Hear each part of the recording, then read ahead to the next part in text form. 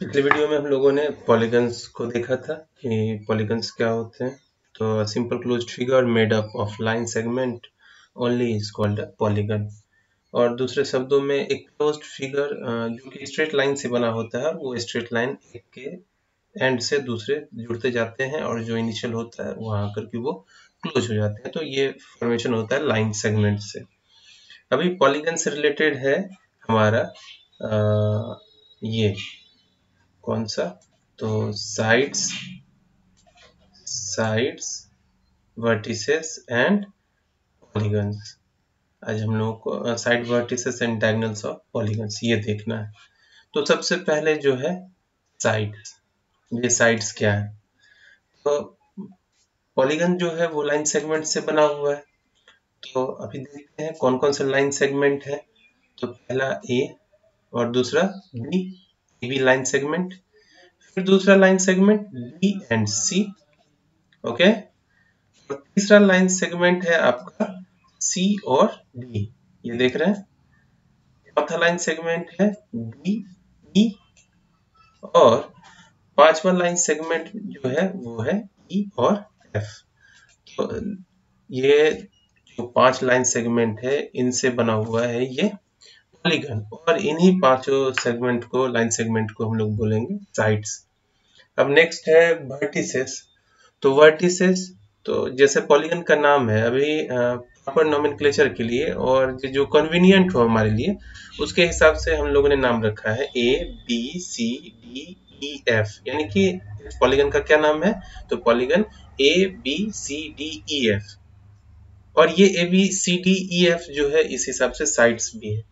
तो जितने भी क्या कहते हैं लाइन सेगमेंट को ज्वाइंट करने वाला जो भी पॉइंट है, वो सारे पॉइंट क्या हो जाते हैं, तो वो सारे पॉइंट हो जाते हैं वर्टिसेस।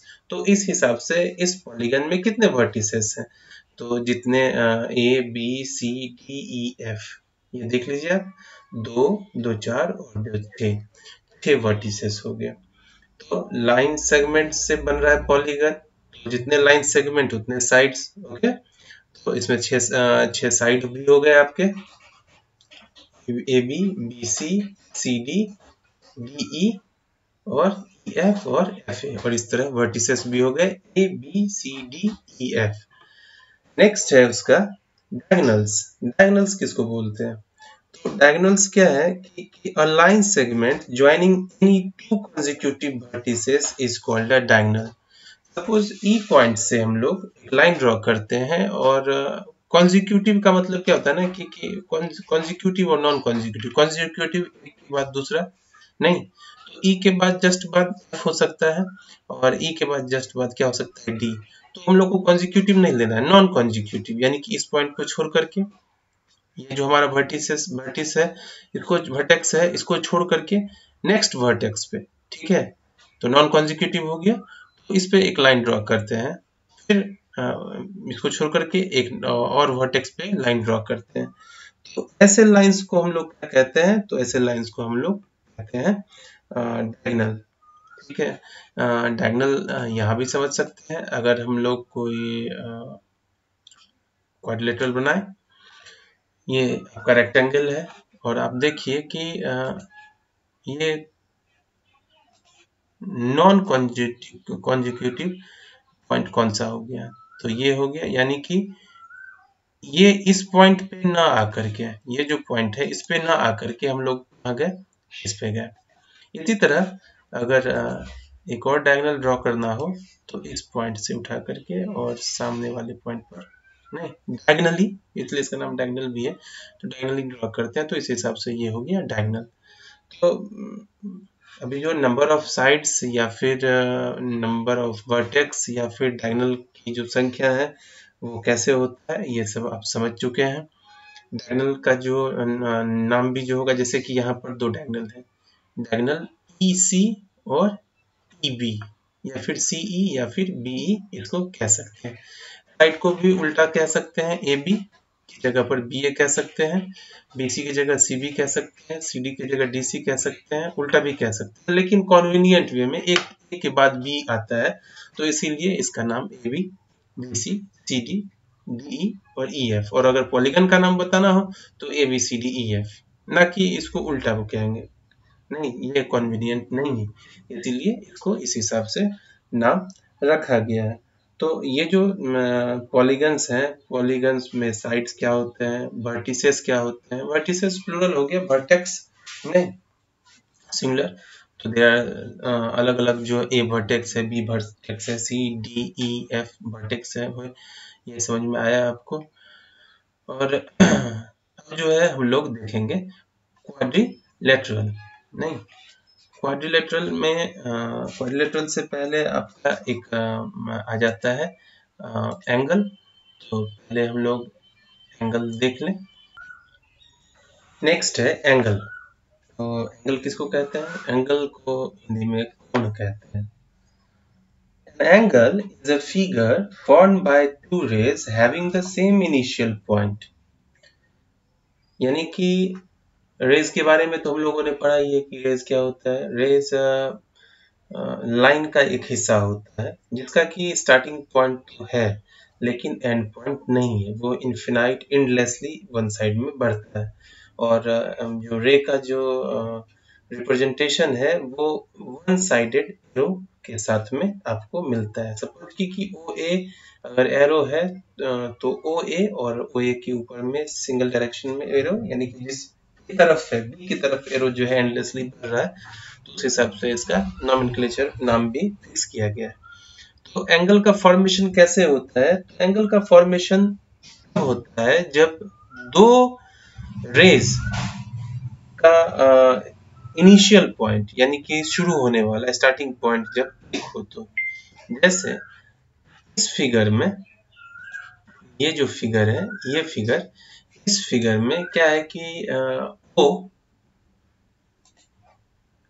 से ही ओ बी और ओ से ही ओ ए दो रे निकला है, दो रे का इनिशियल पॉइंट है। तो यहाँ पर इसके बीच में, नहीं, अब देख लीजिए जो एंगल का जो फॉर्मेशन है कि जब दो रेज का इनिशियल पॉइंट क्या हो, एक हो, तो वहां फॉर्मेशन होता है किसका? एंगल का।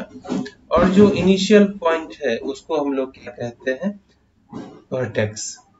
नहीं, वर्टेक्स हम लोगों ने इससे पहले भी देखा था, अभी पॉलीगन में देखा था, वर्टेक्स इसको कहते हैं। तो ये वर्टेक्स है। और वो जो रेज हैं उनको आर्म्स भी कहते हैं, जैसे कि ओ और बी, नहीं, ओ और ए। लेकिन ये क्या होगा कि ये आपका जो डिस्टेंस होगा इसका कुछ मेजरमेंट, जैसे सपोज ए या फिर बी, तो आर्म कौन सा हो गया? ओ बी हो गया। आर्म कौन सा हो गया? ओ ए हो गया। तो इसको इस हिसाब से रिप्रेजेंट करते हैं। अब क्या कहते हैं, एंगल, एंगल को कैसे रिप्रेजेंट करेंगे? यहाँ दो रेज हैं ओ बी और ए ओ ए, जिसका कि इनिशियल पॉइंट ओ है। तो इस तरह एंगल जो फॉर्म होता है वो कौन कौन सा एंगल फॉर्म होता है? तो angle A O B, okay. और इसको ये भी कह सकते हैं angle B O A. Angle A O B is read as angle. Angle का जो आपका ये रिप्रेजेंटेशन जो होता है वो डिनोट जो करते हैं वो कैसे करते हैं? तो देखिए एक ऐसा लाइन है छोटा सा, ठीक है, और एक तिरछा। इस हिसाब से ये एंगल का रिप्रेजेंटेशन करता है। ये जो सिंबल है ये एंगल को रिप्रेजेंट करता है। और इसके आगे अब हम लोग लिख सकते हैं, लिख सकते हैं भाई, तो देखिए ए ओ बी। तो ये मैथ्स के टर्म में लिखने में ऐसा आएगा, लेकिन पढ़ेंगे कैसा? तो A N G L E angle A O B और angle B O A. O A, ये जो ओ और ए है ये, और O B, O A and O B are the arm of the angle and O is its vertex. ये जो है ओ, ये क्या है? ये वर्टेक्स है। इस तरह ये जो एंगल है आप समझ पाए होंगे कि एंगल का फॉर्मेशन कैसे होता है। अब बारी आती है कि अगर एंगल जो रेज है उनकी संख्या अगर एक से अधिक है, मतलब ज़्यादा वो फॉर्मेशन हो रहा है अलग अलग एंगल्स का, तो उसमें कैसे समझ अपनी मजबूत करेंगे। Magnitude of an angle is the amount of rotation which one of the arms undergoes about the vertex to coincide with the other arm.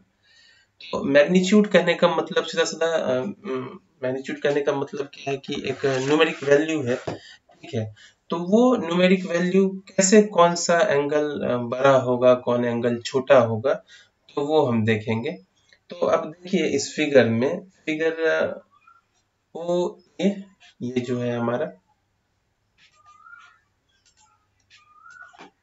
ये वाला जो पार्ट है ओ ए, नहीं, और फिर ओ बी, फिर ओ सी, और फिर ओ डी, यानी कि ओ पॉइंट से जो है ए बी सी डी, दो चार रेज जो है अलग अलग डायरेक्शन में आर्म जो है बना हुआ है, और सबका इनिशियल पॉइंट ओ है, ओ वर्टेक्स है। तो अभी ओ ए के साथ में ओ बी जो एंगल फॉर्म कर रहा है, ठीक है, तो ओ ए के साथ में अब जो ओ सी, ये जो एंगल, ये जो आर्म है, ये जो फॉर्म करेगा, तो ये एंगल क्या होगा, इससे बड़ा एंगल होगा। किसके साथ में, ए के साथ में। यहाँ पर सिर्फ ओ ए के साथ में ही ये एंगल नहीं बना रहा है, ओ बी के साथ में ही बना रहा है, लेकिन हम लोग कंपैरेटिव स्टडी करते हैं कि कौन सा एंगल बड़ा होगा, कौन सा एंगल छोटा होगा। तो बेस में लेते हैं ओ ए को, और ओ ए के साथ में पहला जो एंगल बन रहा है ओ बी का, ठीक है, तो angle AOB is less than angle AOC, यानी AOB जो एंगल होगा ये छोटा होगा किससे, तो AO और C से। इस तरह AOB, ये देखिए ये सबसे बड़ा एंगल है।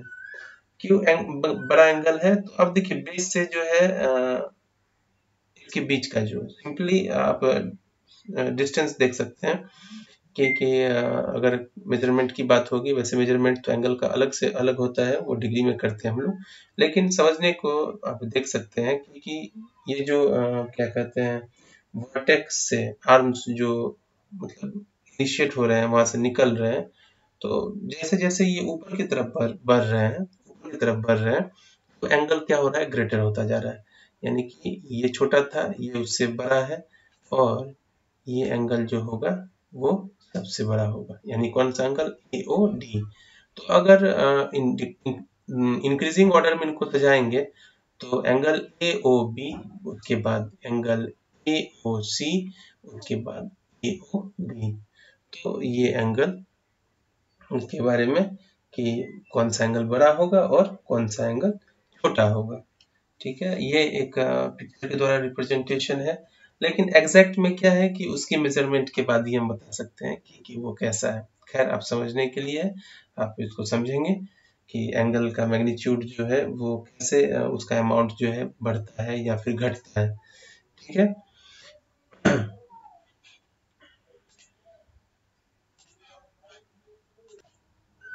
नेक्स्ट है interior and exterior of an angle.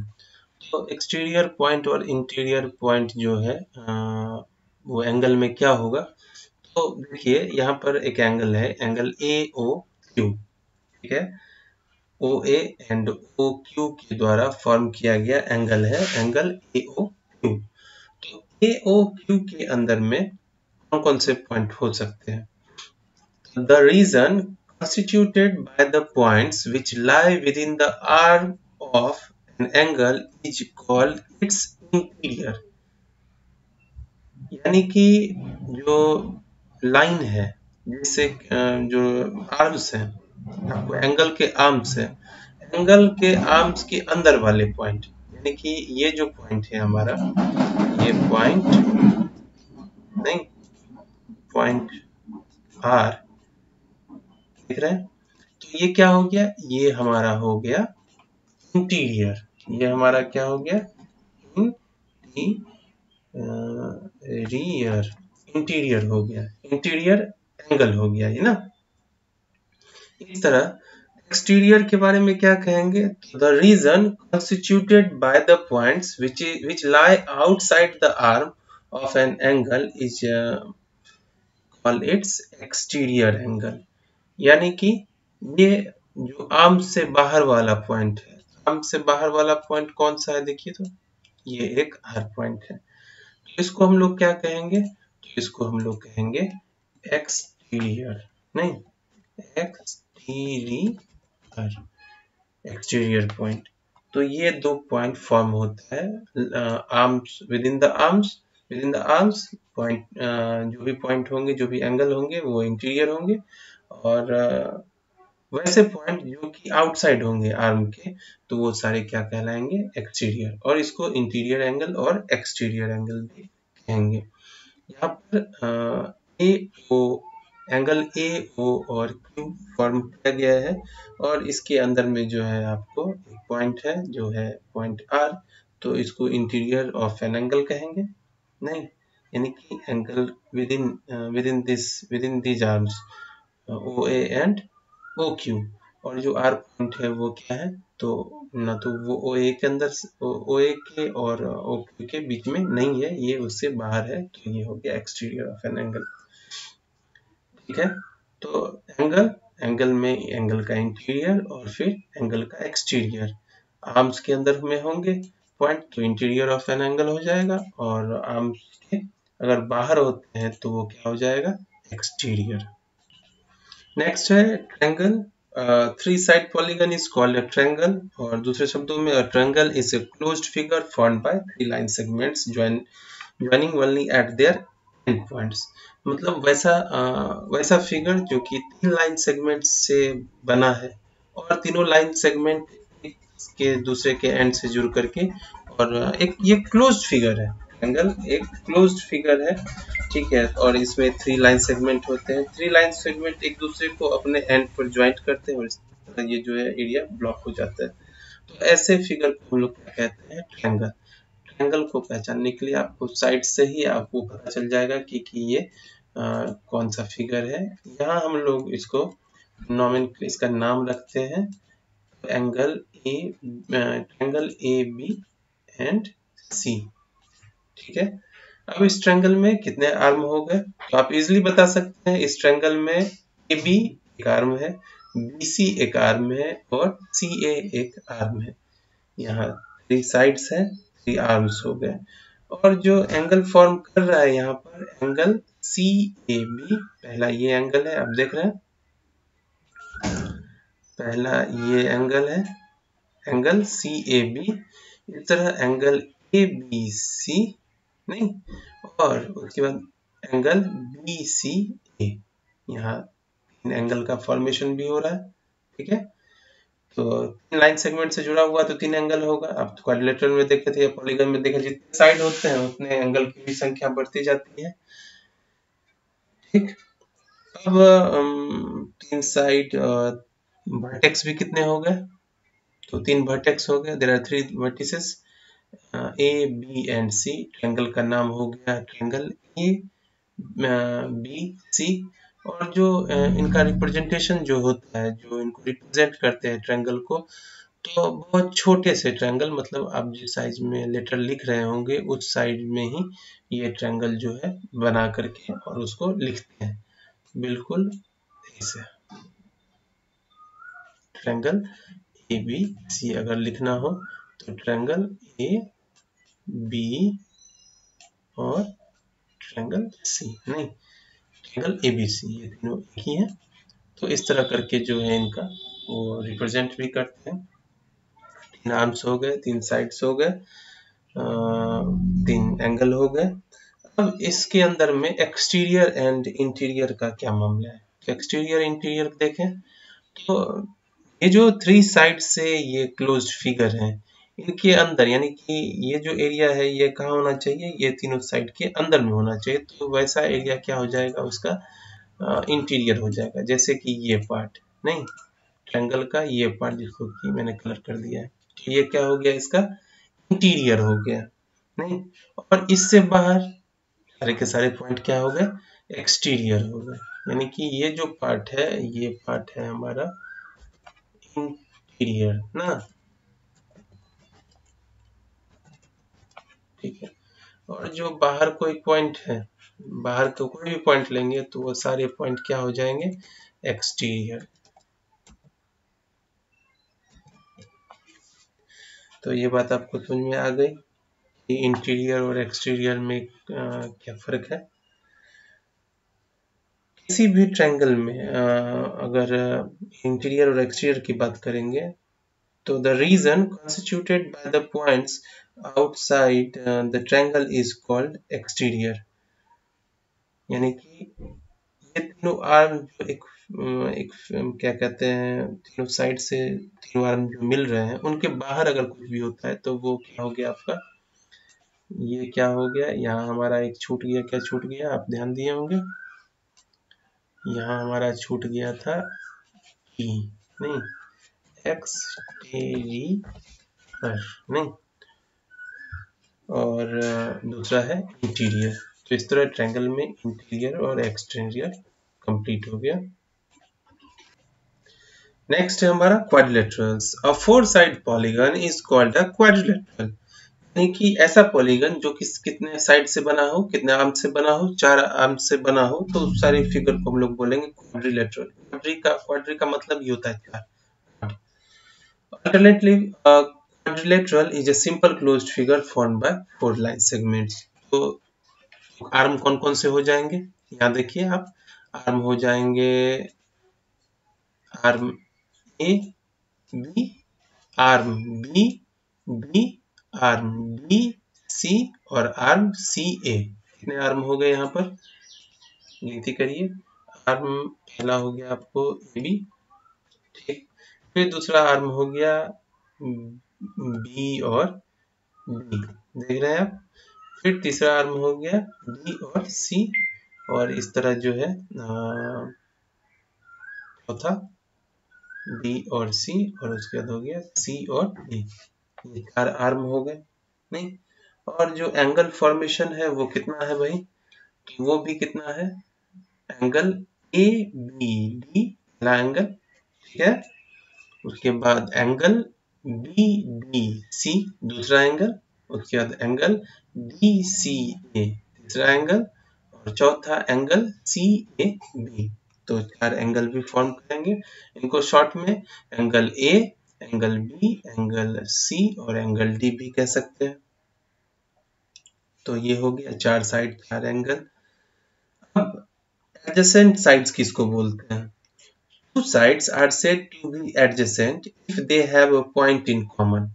यानी कि वैसे दो साइड नहीं जिनका एक कॉमन पॉइंट है, तो हम कह सकते हैं ना कि ये जो पॉइंट है हमारा ए, और ये जो पॉइंट बी है, सॉरी हमारा ए बी एक आर्म है और बी सी बी डी एक आर्म है, तो इनका कॉमन पॉइंट क्या है, बी।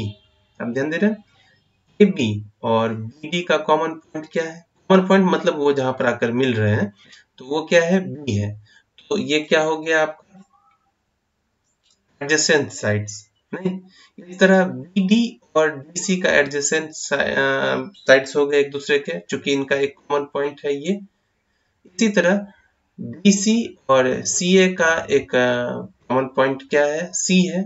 इस तरह डी सी और सी ए क्या हो गए, एडजेसेंट साइड्स हो गए। कहने का मतलब ए बी का एडजेसेंट बी डी नहीं, बी डी का एडजेसेंट डी सी नहीं, डी सी का एडजेसेंट सी ए, क्योंकि एक दूसरे से वो क्या है, इंटरकनेक्ट है। तो ये हो गया एडजेसेंट साइड। और एडजेसेंट एंगल किसको कहते हैं, two angles are said to be adjacent if they have a common arm. अगर कॉमन आर्म होगा तो वो क्या हो जाएगा, एडजेसेंट एंगल। जैसे कि ये देखिए बी और एंगल डी, एंगल बी के फॉर्मेशन में जो आर्म्स है वो ए बी और बी डी, आप देख रहे हैं दो आर्म से ये एंगल फॉर्म कर रहा है, ठीक। और एंगल डी के फॉर्मेशन में बी डी और दूसरा आर्म बी सी है, देख रहे हैं आप, पहला हो गया ए बी नहीं, और दूसरा बी डी, इसी तरह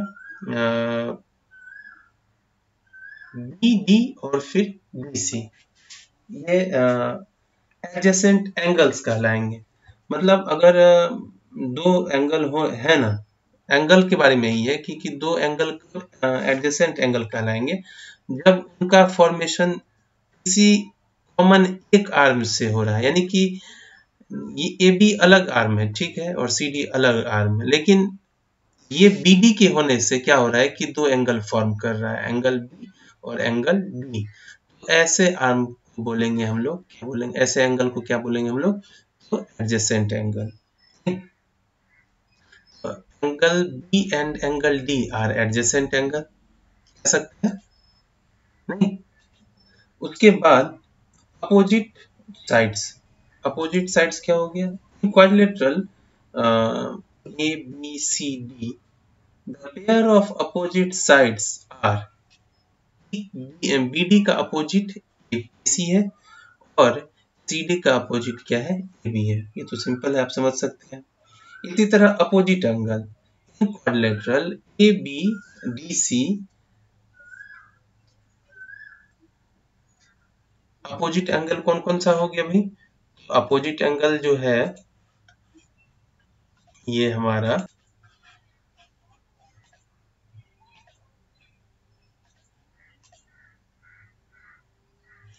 ये हमारा आपका एंगल बी और एंगल सी अपोजिट, और एंगल ए और एंगल डी अपोजिट एंगल हो गए। एडजेसेंट एंगल नहीं, एडजेसेंट एंगल बी डी नहीं, adjacent angle D C, adjacent angle C, angle C और angle D, adjacent angle angle A angle B, तो ये pair में है। इसी तरह अपोजिट साइड्स जो है एंगल सॉरी ए बी का अपोजिट क्या हो गया, ए सी डी, और इस तरह ए सी का अपोजिट क्या हो गया, बी डी। और अपोजिट एंगल देख लीजिए, एंगल बी का अपोजिट एंगल क्या है, एंगल सी, और एंगल ए का अपोजिट एंगल क्या है, एंगल बी है। तो इस तरह करके जो है आपका क्वाड्रिलेटरल्स भी पूरा हो गया। नहीं, क्वाड्रिलेटरल ऐसे फिगर है जो चार लाइन सेगमेंट, ऐसे पॉलीगन है जो चार लाइन सेगमेंट से बनते हैं, नहीं, और उनके अंदर में चार एंगल भी फॉर्म होता है, चार साइड भी है। और अभी हम लोगों ने देखा कि एडजेसेंट साइड किसको बोलते हैं, एडजेसेंट एंगल किसको बोलते हैं, अपोजिट साइड किसको बोलते हैं, और अपोजिट एंगल। जैसा कि नाम है वैसा ही इसको हम पहचान भी सकते हैं। एडजेसेंट एक दूसरे से लगा हुआ, और अपोजिट मतलब एक दूसरे के विपरीत। तो अगर बी को बी डी के लिए देखें तो इसका विपरीत अपोजिट क्या होगा, एसी होगा। इसी तरह ए बी का अपोजिट देखेंगे तो सी डी होगा। इसी तरह एंगल में भी है, एंगल बी का अपोजिट क्या है, तो जस्ट इसके सामने वाला एंगल सी, और एंगल ए का अपोजिट क्या है, तो angle B. Now let's come to the last geometric shape, that is circle. So what is circle? A circle is a set of points in a plane whose distance from a fixed point always remain constant. यानी कि एक plane surface पे, नहीं, एक plane में एक fixed point, suppose कि वो एक मेरा फिक्स्ड पॉइंट है, और ओ के चारों बगल, नहीं, आप देख रहे हैं, सपोज कि ओ बी जो भी डिस्टेंस है, मान लो कि 1 ही मीटर डिस्टेंस है, आप एक धागा ले लो, एक धागे को आप एक जगह फिक्स कर दो इस कील के सहायता से, और दूसरे छोर को पकड़ के और एक लाइन ड्रॉ करो।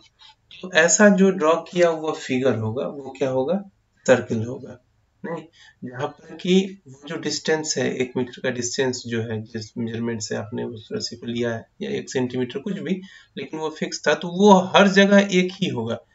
यानी कि ओ पी और ये जो डिस्टेंस होगा ये भी सेम ही होगा, नहीं, ये यहाँ से यहाँ भी जाएगा तो भी सेम ही होगा, ये यहाँ से यहाँ भी जाएगा तो सेम ही, मतलब इस पॉइंट से ये जो डिस्टेंस होगा वो क्या होगा, हमेशा बराबर होगा। आप समझ रहे हैं, तो हमेशा ये बराबर होगा। तो ऐसे फिगर को हम लोग क्या बोलेंगे, circle. Circle is a set of points in a plane whose distance from a fixed point always remains constant. Circle के अंदर में होता है, सर्किल का होता है एक सेंटर, और सेंटर से ही उस सर्किल को ड्रॉ किया जाता है। यानी कि सर्किल में जो फिक्स्ड पॉइंट है वो उसका सेंटर है, और सेंटर के चारों बगल ही ये सर्किल ड्रॉ किया जाता है। उसके बाद आता है बात रेडियस की। तो रेडियस ऑफ ए सर्किल क्या है? Line segment joining the center of the circle to any point on it is called the radius of the circle। यानी कि सेंटर से आप देख लीजिए, सेंटर से एक लाइन ड्रॉ करो, नहीं जिससे कि आपने उस सर्किल को फॉर्म किया है, तो वो जहां तक है, the line segment joining the centre of the circle to any point, नहीं किसी भी पॉइंट से आप, ये पॉइंट है एक नया मेरा, चेंज कर ले थोड़ा हम लोग, ये यहाँ से एक पॉइंट, एक लाइन सेगमेंट जो हम लोगों ने सेंटर पर ड्रॉ किया, नहीं ये एक ड्रॉ किया, तो ये जो डिस्टेंस है ना, ये जो डिस्टेंस है, ये जो लाइन जो ड्रॉ किया ना हम लोगों ने, ये जो लाइन ड्रॉ किया, ये क्या कहलाता है? तो यही कहलाता है रेडियस। हरी बात समझ में? Line segment joining the center of the circle to any point on it is called the radius। तो इस फिगर में रेडियस क्या है? तो रेडियस OP है। रेडियस क्या है? तो रेडियस OA है। और अगर इन सब का हम नाम लिख दें तो सारे के सारे रेडियस हो जाएंगे। उसके बाद है diameter. The line segment passing through the center of the circle and having its end point on the circle is called its diameter। यानी कि सर्किल के किसी पॉइंट से शुरू होकर के सेंटर होते हुए फिर से सर्किल के किसी पॉइंट पर, अगर दूसरे पॉइंट पर अगर हम लाइन ड्रॉ करते हैं, यानी सर्किल के एक पॉइंट से सर्किल के दूसरे पॉइंट तक सेंटर से होते हुए अगर कोई लाइन ड्रॉ करते हैं, वो हमारा डायमीटर होता है। और डायमीटर और रेडियस के बीच में एक खास रिलेशन भी होता है। क्या होता है? तो डायमीटर का रेडियस जो होता है वो क्या होता है कि वो 2 गुना होता है। मतलब जैसे अगर OP रेडियस है, रेडियस है, ठीक है, तो OP जो है वो, ये जो लाइन, ये जो डायमीटर देख रहे हैं AP, ये डायमीटर है, तो OP जो होगा, तो ऐसे 2 OP अगर आप लगाते हैं, नहीं तो आपका वो डायमीटर होता है। कहने का मतलब कि डायमीटर के आधे हिस्से को ही हम लोग रेडियस कहते हैं, आधे डायमीटर को। यानी कि सर्किल से आपको तो पता है कि वो जो सर्किल ड्रॉ हुआ था एक सर्टेन पॉइंट से जो है चारों बगल जो है एक लाइन ड्रॉ किया गया था, तो वो सारा डिस्टेंस तो इक्वल है, अभी हम लोगों ने रेडियस में भी देखा। तो सेंटर से पॉइंट लेते हैं, ठीक है, और फिर उसके अपोजिट में एक लाइन और ड्रॉ करते हैं, तो हम देखेंगे कि उस लाइन का जो टोटल लेंथ था, टोटल लंबाई थी उसकी, वो उसका आधा ही रेडियस होता है। तो एक फॉर्मूला भी बन जाता है कि radius is equal to half of diameter, और diameter is equal to 2 times of radius. Radius जो होता है वो डायमीटर का आधा होता है, और डायमीटर जो है वो रेडियस का 2 गुना होता है। तो ये है हमारा सर्किल। इस तरह से सर्किल में इंटीरियर भी होगा with in the circle, with in the line, ये जो मतलब सर्कल का एरिया है उसके अंदर में जो है वो इंटीरियर होगा, और इससे बाहर अगर कोई पॉइंट होगा तो वो क्या हो जाएगा? एक्सटीरियर पॉइंट हो जाएगा। ये बात समझ में आ गई होगी आपको। अब शुरू करते हैं कॉर्ड से। The line segment formed by joining any 2 points on the circle is called its chord in the adjoining figure। तो chords क्या है भाई?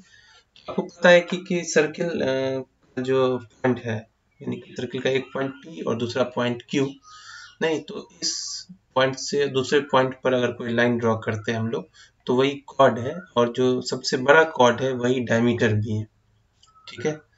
सबसे बड़े कॉर्ड को डायमीटर कहते हैं। तो ये डायमीटर कॉर्ड है जो कि सर्किल से सर्किल पर जो है ड्रॉ किया जाता है। उसके बाद जो है आप देखेंगे कि सेगमेंट की अगर बात करें, तो इस फिगर में, जो फिगर है, ये जो सर्किल है, इसमें ये जो पार्ट है, तो ये बड़ा पार्ट है, इसीलिए इसको मेजर सेगमेंट बोलेंगे, और ये छोटा पार्ट है, इसीलिए इसको क्या बोलेंगे? Minor segment. ये नहीं, ये माइनर सेगमेंट, ये मेजर सेगमेंट। इसके बाद सरकमफेरेंस। तो सरकमफेरेंस जो एक सर्टेन पॉइंट से हम लोगों ने जो चारों बगल जो फिगर जो ड्रॉ किया था, जो लाइन ड्रॉ किया था, वो क्या हो गया, इसका सरकमफेरेंस हो गया। और उसके बाद जो है सेमी सर्किल जो है, और सेमी सर्किल सर्कुलर रीजन की बात होती है, तो सेमी मतलब एक पार्ट। तो ये सर्किल को दो पार्ट में बनाया गया है, एक येलो है और एक रेड है। तो इसको क्या बोलेंगे, सेमी सर्किल बोलेंगे। और ये रीजन को क्या बोलेंगे हम लोग, ये दोनों रीजन को क्या बोलेंगे हम लोग, तो सेमी सर्कुलर रीजन। उसके बाद सेक्टर की बात आती है, तो सेक्टर, ये जो सेक्टर है ये एक्चुअली क्या है ना कि आर्क के अंदर का एक रीजन है। Region enclosed by an arc of a circle and two radii joining the extremities of the arc is called the sector of the circle। यानी कि सेंटर से दो लाइन ड्रॉ कर ले हम लोग सर्किल पे, नहीं, तो इसके अंदर का जो ये जो बनाइए, तो इसको हम लोग क्या बोलते हैं, सेक्टर बोलते हैं। नहीं, तो ये माइनर सेक्टर है, छोटा है, और ये मेजर सेक्टर है। ये बात आगे समझ में। उसके बाद है कॉन्सेंट्रिक सर्किल्स। कॉन्सेंट्रिक सर्किल्स ऐसे सर्किल्स जिनका सेंटर एक हो।